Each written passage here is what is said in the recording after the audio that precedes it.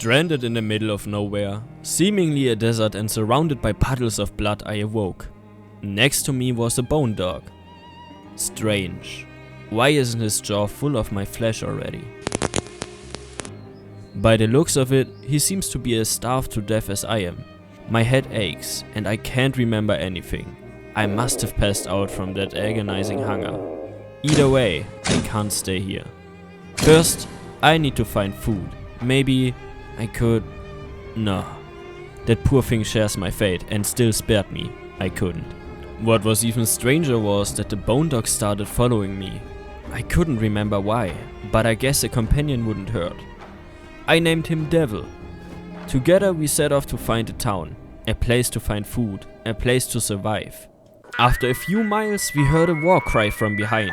As we turned, we found ourselves under attack by a nasty creature too vile to even be called human. A cannibal.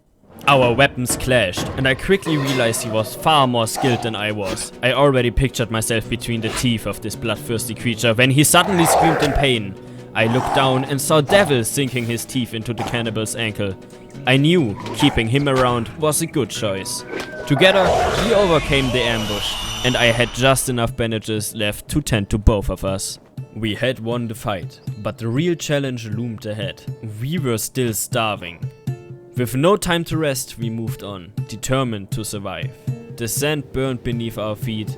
We had been walking for over a day when we finally spotted a large structure in the distance.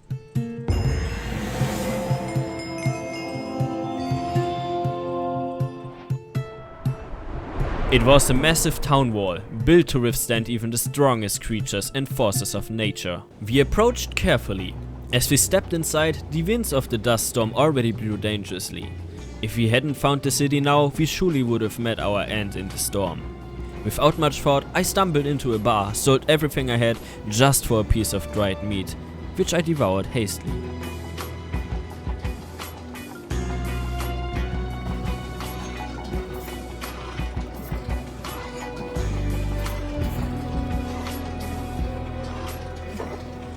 Devil looked at me with big eyes. Sorry buddy, I'll get you something too. But more food wouldn't come without more money, so I left Devil at the bar and went around the town looking for anything of value. Outside the walls I found some... corpses.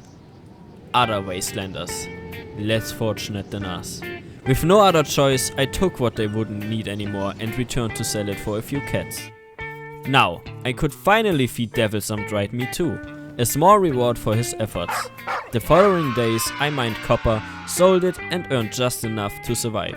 It was hard labor and barely paid, but it kept us going. After about a week I gathered enough dried meat to continue our journey through the wasteland. As we left the town, I felt the burning sand beneath my feet again, the dust making it hard to keep my eyes open. But still, I couldn't remember the last time I felt so alive.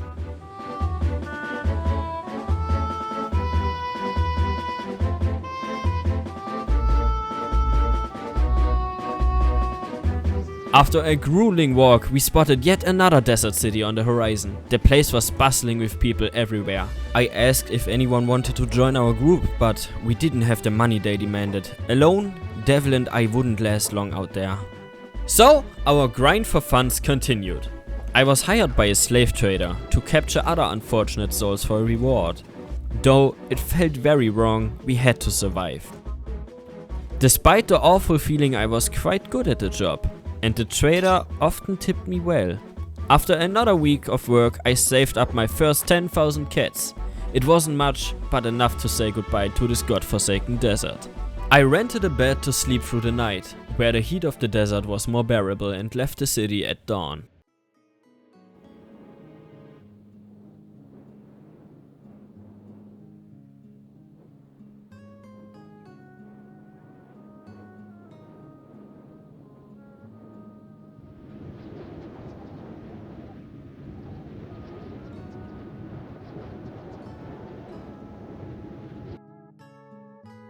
We traveled all night, luckily without any trouble.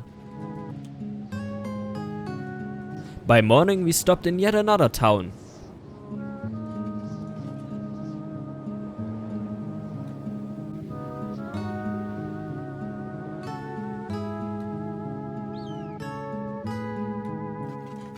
This decision proved valuable as we met a grey-haired Scourgelander with glowing eyes, dark skin and an almost white beard.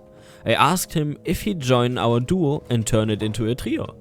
And he agreed for just 3,000 cats. Finally, my hard work paid off. As we welcomed our new companion, he told us something intriguing about himself. I walk these empty streets, my skin scarred and burned. Reminders of the chaos that tore the world apart. Once, my face meant something. It reflected emotions that have faded now. I can barely feel anymore, and when I do, it's only pain. Flesh has become a prison, binding me to a humanity that's slipping away. Others around me have already begun replacing their fragile bodies with metal. Gleaming limbs that don't bleed, don't tire. I long for that too. To be strong and unbreakable, freed from this weak, aching body. Those machine hands are cool, precise, offering a new existence without pain. This is why I'll join your group. Alone, I wouldn't survive a day out there to fulfill my dream. With He Whom Sniffed, we finally had our first human companion, and our squad grew to 3. I walked back into the bar to buy some drinks to celebrate, but when I entered, I saw someone else sitting on a bench just a meter away. The figure looked intriguing, slender, with green skin. It didn't look human, but also not too dangerous, so I couldn't resist talking to the creature. I gently tapped on its shoulder.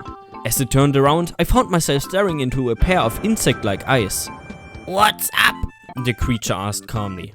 "I'm sorry, I just have never seen a being like you before. I was intrigued and just had to talk to you," I muttered, slightly embarrassed by my own curiosity. Haha, you serious, human? It asked with a slight chuckle. Have you never seen a hiver before? I'm afraid I haven't. Or maybe I did, but it seems like I've lost all my previous memories a while ago. Oh, don't mind it. You look like you're skilled in ranged combat. Would you care to join our group? We're planning to leave this desert and find somewhere else to enjoy life, I asked, already prepared to get turned down. But to my surprise, it just replied with a cool, "Sure." At first, I was super surprised and happy when it suddenly added, "For the price of 6,000 cats, that is." My face turned bright red. He was asking for all the money I had left, but I just had to have this creature in my party, so I hired him.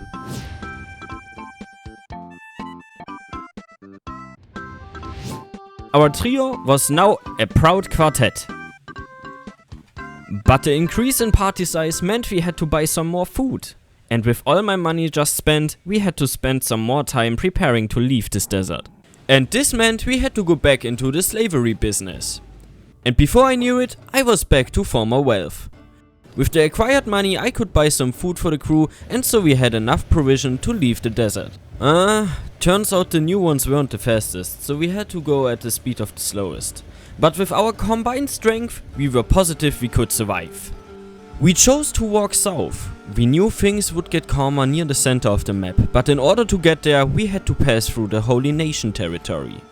A bunch of lunatics worshipping a god who doesn't exist. A bunch of dimwits who see technology and science as devil's work. Racists who kill anything that isn't human or livestock without a hint of remorse. I've heard of this place. A whole city wiped out in a single day by the Holy Nation. They roasted the head noble alive in the name of Okran and carted the youngster off to rebirth.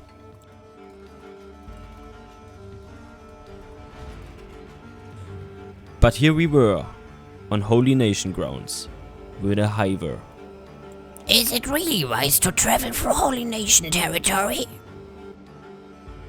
The locals here aren't too friendly with non-humans, and that's an understatement.